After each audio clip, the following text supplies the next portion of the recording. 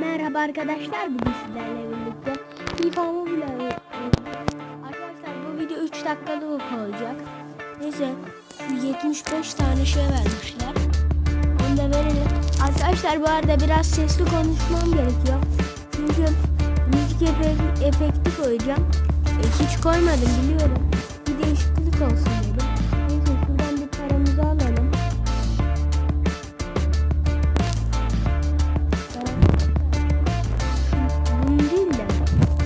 Satıyorum.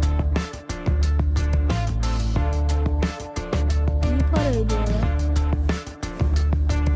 Bu ara anne bitti falan diyor. O yüzden kusura bakmayın. Benim bağırıyor. Şöyle birkaç etkinlik yapacağım. Mesela şu büyük transferi yapalım. Büyük transfer nerede? O da burada. Arkadaşlar, bu arada neredeyse o 400.000 liraya alacağız. Çok az kaldı sadece. Yani 71 tane kaldı. 71'i zaten kısa zamanda alırız.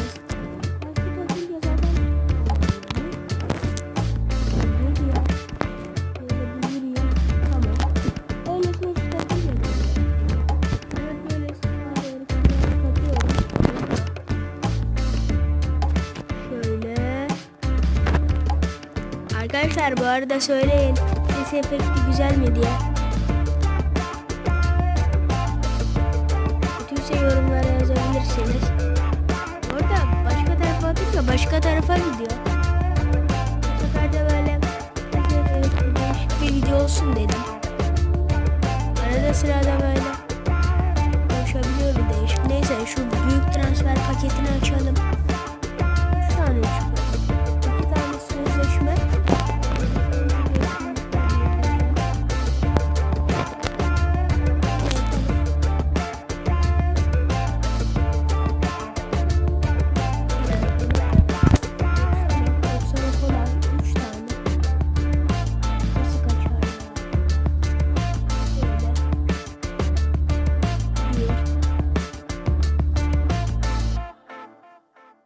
Çok vurdum ya.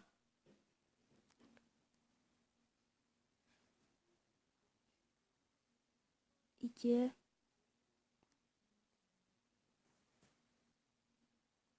Ve 3 arkadaşlar. Neyse arkadaşlar, videonun sonuna geldik.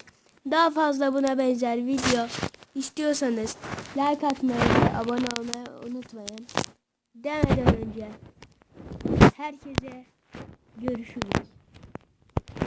Bunları açalım.